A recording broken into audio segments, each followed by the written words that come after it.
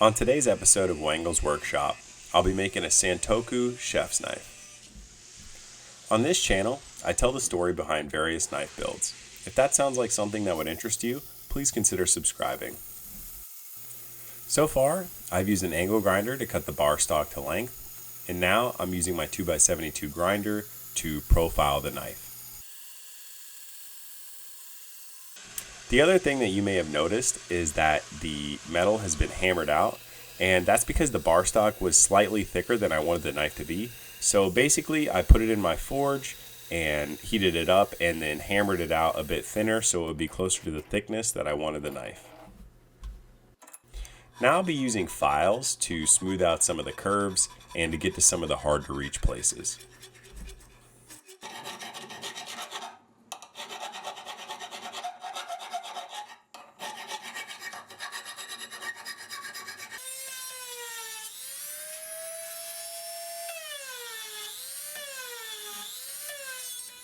Once I'm done with that, I will head back over to the 2x72 and I will turn it horizontal. This way I can grind the edges of the knife parallel to the length of the knife. And the purpose of this is it just makes it easier to mark your layout lines for grinding the bevels. So here's the final profile of the knife. I actually made some mistakes when designing this knife, but we'll discuss those later in the build. Now I'm going to mark out the pinholes. I will do 3 1/8" pins divided evenly throughout the handle. To drill the holes, I'll be using this Wen drill press. At the time that I purchased it, it was less than $100 on Amazon. I looked it up recently and it's slightly more expensive, but it is very good bang for your buck. After I drill the pinholes, I'll also be drilling some holes to reduce the weight in the handle.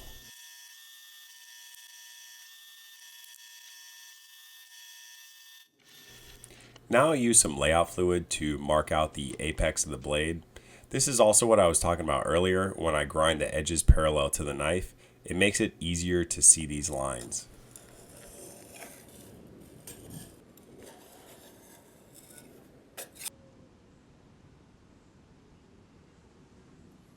Now I'll head back to the grinder to grind out the bevels. I believe I started with an 80 grit belt. If the steel was a little bit thicker, I probably would have started with a 40 grit.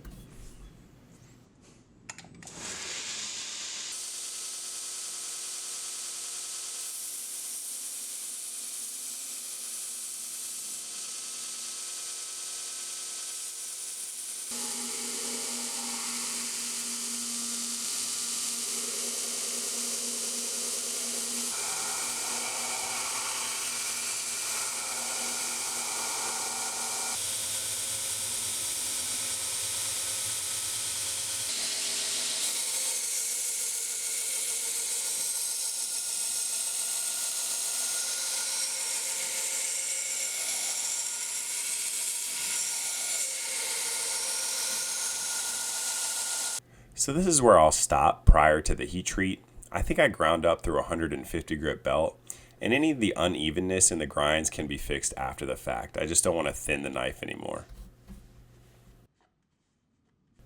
I generally make smaller knives, so for this knife I needed to set up a bigger quench tank as well as for future builds. I used a chain I had laying around to heat the oil prior to the heat treatment. I probably got a little bit carried away. I could have used a little bit less chain.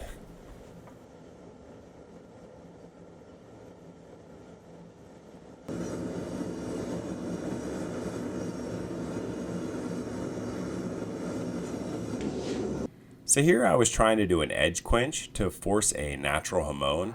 I want to mess with hamons in the future, so I just kind of wanted to see how it came out. I had a tiny warp towards the very tip of the knife, so I clamped it to some angle iron prior to the temper. It will correct it pretty easily. So this is the knife post heat treatment and after I cleaned up the blade a bit on the grinder. Now I'll acid etch the knife to bring out that natural hamon, or really so I could see the quench line.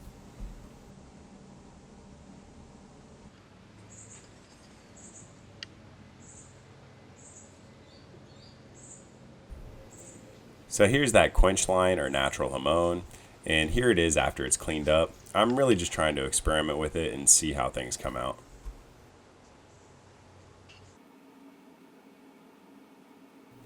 For the scales, I'll be using some cocobolo with a white and black spacer, and then I'm gluing them together using some 5-minute Gorilla Glue 2-part epoxy.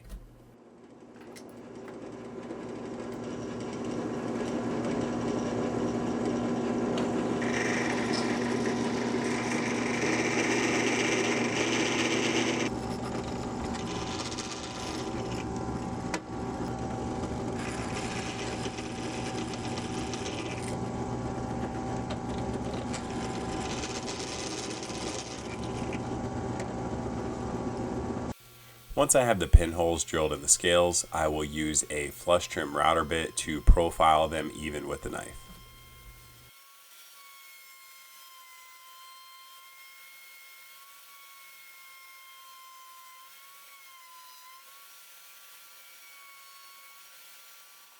The last thing I do before gluing the scales to the knife is bevel the top edge that would sit against the blade, just because it's hard to do that once they are glued to the knife.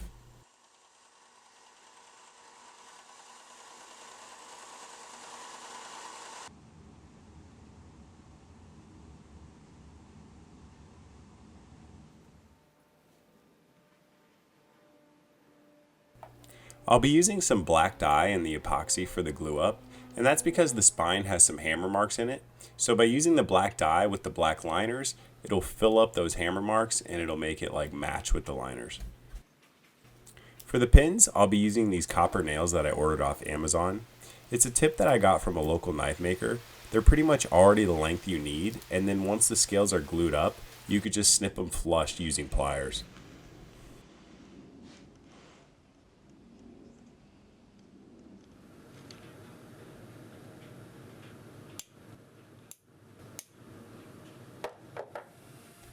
Now I'll jump back on the router to use a roundover bit before going back to the grinder to give it a Coke bottle shape.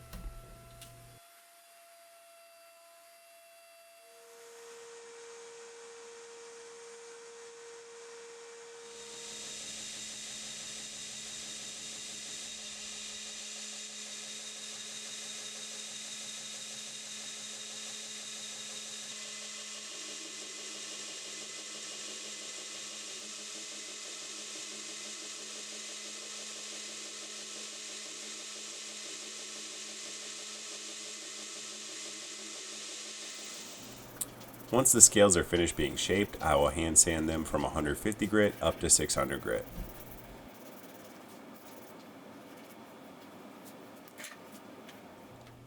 Now I'll buff the scales using some white compound and some green compound.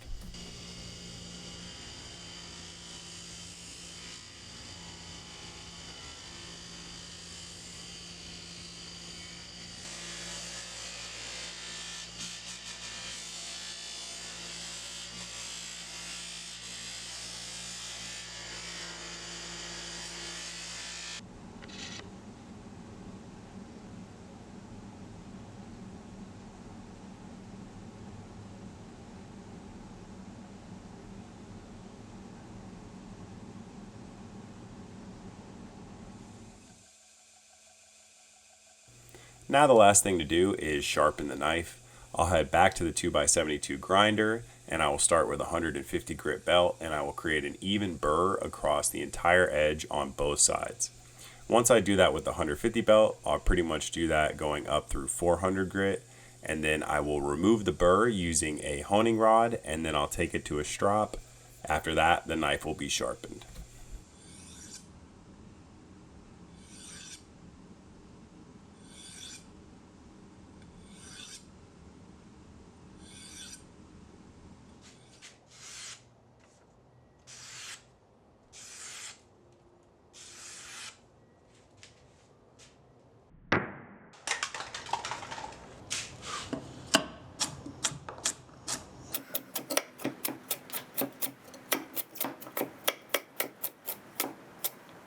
Now earlier in the video, I had spoken that there was some design flaws. Now the main flaw is that the handle curves back towards your hand. For most knives this would be fine, but when you're using the knife to chop up food, it creates a poor wrist angle. So I would have preferred to follow like this line that I'm showing on the ruler here, and that would have created a handle that had a better angle for your wrist while chopping up food. Other than that, I'm happy with how the knife turned out, and I appreciate you guys watching this video all the way till the end. If you enjoyed it, please consider liking it and subscribing to the channel. And if you want to be notified when I upload new videos, hit the notification bell. Also, you could follow me over on Instagram, which is also Wengels Workshop. And guys, thanks for watching.